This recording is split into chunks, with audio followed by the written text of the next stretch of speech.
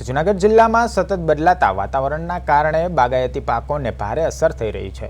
ખાસ કરીને કેસર કેરીના પાક પર તેની ગંભીર અસર જોવા મળી રહી છે। ખેડૂતોને મતે સિઝનની શરૂઆતમાં વધારે ઠંડી પડતા કેરીમાં ફ્લાવરિંગ તો આવ્યું, પરંતુ યોગ્ય રીતે ફળ બંધાયું નહીં।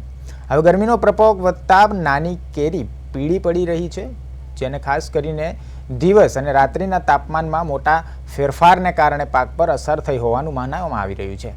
મોટી કેરીને તુલનાત્મક રીતે ઓછી તકલીફ છે, પરંતુ કુલ ઉત્પાદિત ઘટના શક્યતા છે કે ખેડૂતો વ્યક્ત કરી રહ્યા છે। ખેડૂતો સરકારને અપીલ કરી રહ્યા છે કે પ્રધાનમંત્રી પાક વીમા યોજના જેવી પાક વીમા યોજના અસરકારક રીતે અમલમાં મૂકી ગીરની કેસર કેરી અને ખેડૂતોનું નુકસાન બચાવવામાં આવે। કેરી આંબો જે ખૂબ જ સેન્સિટિવ ક્રોપ છે, એટલે એની જે વાતાવરણની જરૂરિયાત હોય એ પ્રમાણે જ જોઈએ, પણ છેલ્લા ઘણા વર્ષથી આપણે જોઈએ છે કે વાતાવરણના ફેરફારો ખૂબ જ થઈ રહ્યા છે, એટલે એની બધી જ પ્રક્રિયાઓ છે, માની લો કે એનું ફ્લાવરિંગ આવે, પછી ફળધારણ થાય, ફળધારણ પછી ફળનો વિકાસ થાય, આ બધા જે સ્ટેપ છે એમાં ક્યાંય ને ક્યાંય કોઈને કોઈ રીતે વાતાવરણના જે ફેરફારો છે એને નડી રહ્યા છે। શરૂઆતની અંદર વાત કરીએ તો એનું જે ફ્લાવરિંગ છે ખરેખર નવેમ્બરમાં આવી જવું જોઈએ, નવેમ્બર અને ડિસેમ્બરની અંદર, તો એમાં પણ ખૂબ મોડું થયું છે, લગભગ 30-40 દિવસ જેટલું કહીએ તો એટલું બધું લેટ થયું। અને એ જે ફ્લાવરિંગ આવ્યું ત્યારે એટલી બધી ઠંડી હતી કે એ ઠંડીનો પ્રકોપ ગણી શકાય, કે જે રાતનું ટેમ્પરેચર છે 3, 4 કે 5 ડિગ્રી ઘણી જગ્યાએ થયું હોય, તો એને જે જરૂરિયાત છે એ ટેમ્પરેચર કરતાં ઘણું બધું ઓછું આવ્યું, તો એને કારણે એની ફળધારણ પ્રક્રિયા ન થાય, ફ્લાવરિંગ આવી ગયું હોય પણ ફળધારણ ન થઈ શકતું હોય। આપણે જોઈએ છીએ કે છેલ્લા 3-4 દિવસથી જે તાપમાનનો પારો છે એ 40 ડિગ્રી કરતાં પણ ઊંચું નોંધાયેલું હતું।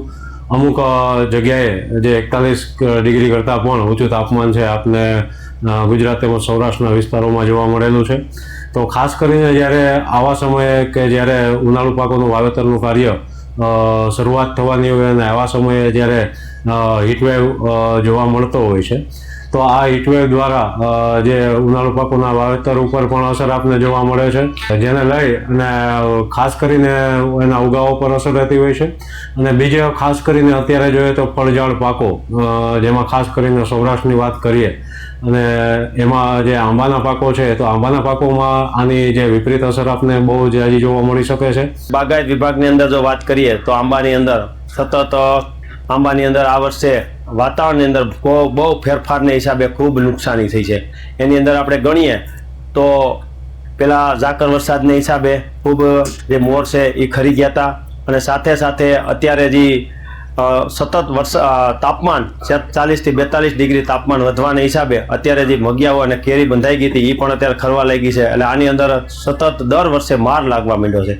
એટલે સરકારશ્રી દ્વારા એવી કાંઈ સારી યોજના કરવામાં આવે તો ખેડૂતોને બચાવી શકાય એમ છે। બીજું કે કૃષિ નિષ્ણાતો દ્વારા આંબાની અંદર કઈ રીતે આંબાને સારી રીતે આપણે ઉત્પાદન લઈ શકીએ અને સારી રીતે આને ઓર્ગોનિક રીતે આપણે જો એની કોઈ સુવિધા આવતી હોય તો વૈજ્ઞાનિકો આની અંદર માહિતી આપી અને ખેડૂતોને સદ્ધર બનાવી શકે એમ છે। આપણે ગીર વિસ્તારની અંદર કેસર કેરી, એટલે કેસર કેરીનો રસ આખા વિશ્વને આપણે આપી શકીએ એમ છીએ, પણ આની અંદર ખૂબ જરૂર છે અત્યારે ખેડૂતોને બચાવવા માટે, અને ખેડૂતોને બચશે ત્યારે જ કે જ્યારે તેને સારું વળતર મળશે।